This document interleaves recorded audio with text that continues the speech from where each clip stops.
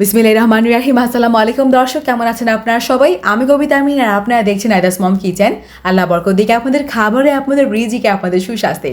প্রিয় প্রিয় দর্শক, আজকের কিচেন পর্বে এভেলেবেল থেকে দ্বিগুণ স্বাদ নিয়ে যে ফ্রুট কেক বা মোরব্বা কেক আমরা বেকারি থেকে কিনে খাই, সেটা চুলায় বানানোর তরিকা দেখাবো আপনাদের। একদম যেখানে সুন্দর কালার আসবে, ফেটে ফুলে 2টা পাউন্ড কেক মাত্র 3টা ডিম দিয়ে রেডি হয়ে যাবে। হ্যাঁ দর্শক, অবিশ্বাস্য হলেও একেবারে সত্যি। যেভাবে করলে কেকটা আপনার টপ টু বটম একদম সফট থাকবে, যেভাবে করলে ফ্রুটস উপর থেকে ভেতর পর্যন্ত ছড়িয়ে থাকবে, এই ধরনের খুঁটিনাটি সমস্যাগুলোর সমাধান খুব সহজেই ডিটেলসে আমি দেখিয়েছি এই ভিডিওতে। একটু মনোযোগ সহকারে দেখে নিলে হয়ে যাবে।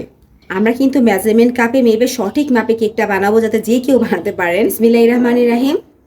1 কাপ, একেবারে লেবেল করা 2 কাপ, মেজারমেন্ট কাপের 2 কাপ ময়দা, 5 ml এর চামচটা নিয়ে নিয়েছি। বেকিং পাউডার, তাও লেবেল করে আমি 2 চামচ দিয়ে দিচ্ছি। দেখেন, একদম লেবেল করা 2 চামচ বেকিং পাউডার।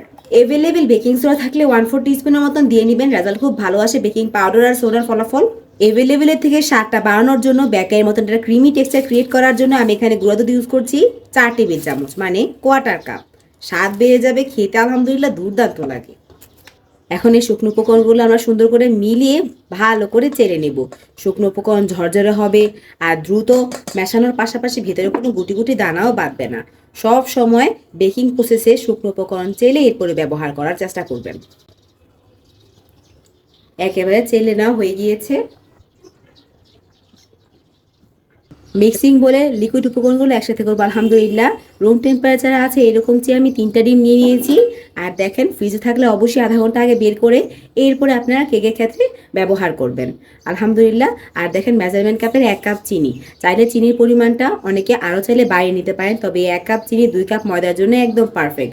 বেকারিতে কিন্তু চিনির পরিমাণটা বেশি থাকে, চাইলে আপনারা 1 কাপ প্লাস 4 টেবিল চামচ আরও নিতে পারেন চিনির পরিমাণটা।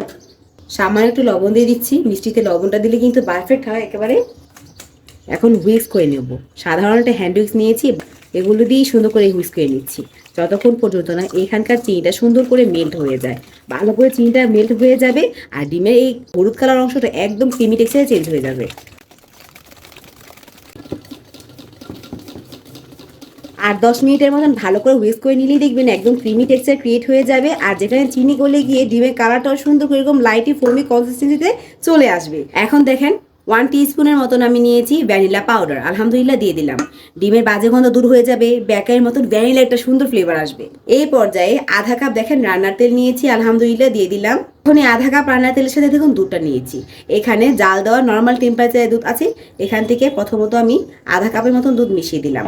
এখন একটু ঘুরিয়ে নেব। সুন্দর করে মিক্স করে শুকনো উপকরণ দিয়ে দিবেন এরকম করে। আলহামদুলিল্লাহ হয়ে যাবে। হাতের কাছে টাইট লাগছে এখনই আমার। দেখেন, এক সাইড থেকে ঘুরিয়ে নিচ্ছি। কাজটা কিন্তু সহজেই আপনাদের দেখানোর সাথে কাট করছি না। কয়েক ধাপে আমি শুকনো উপকরণ দিয়ে দিলাম। সহজ স্টেপে কেক বানানো যায়, ঝামেলাই নেই স্টেপগুলো ফলো করলে। আর দেখানো স্টেপগুলো ফলো করলে একদম সেম টু সেম রেজাল্ট সহকারে হবে। পুরো 1 কাপ দুধে আজকের কেকের ক্ষেত্রে লেগে গেল। ডিমের সাইজ, ময়দার ধরনের উপরে আপনার দুধটা নির্ভর করবে। অল্প অল্প করে দুধ দিয়ে সুন্দর একটা পারফেক্ট ব্যাটার রেডি করবেন। 1 কাপ মোরব্বা আগে থেকে কুচিয়ে রেখেছিলাম, এর ভিতরে অল্প একটুখানি ময়দার এই কোটের কারণে কিন্তু সুন্দর করে চারো সাইড থেকে আপনার টুটি ফুটি কিংবা এই মোরব্বা থেকে যাবে, একদম তলানিতে পড়ে যাবে না। ওভার মিক্স করছি না, জাস্ট সুন্দর করে মিশিয়ে নিলাম। ব্যাটার কিন্তু টেনে নেওয়ার জন্য একদম প্রস্তুত। 6 ইঞ্চি সাইজের মোল্ড নিয়েছি আমি এখানে। ভালো করে অয়েল গ্রিস করে নিয়েছিলাম 4 সাইড থেকে আগে থেকেই। আর এরপরে বেকিং পেপার বিছিয়ে দিচ্ছি। এখন বিসমিল্লাহির রহমানির রহিম ব্যাটারটা দিয়ে দিচ্ছি। মাঝখান থেকে কেকের উপরে ব্যাকের মতন একটা ক্র্যাক পড়লে কিন্তু দেখতে খুব দারুণ লাগে, ঠিক না?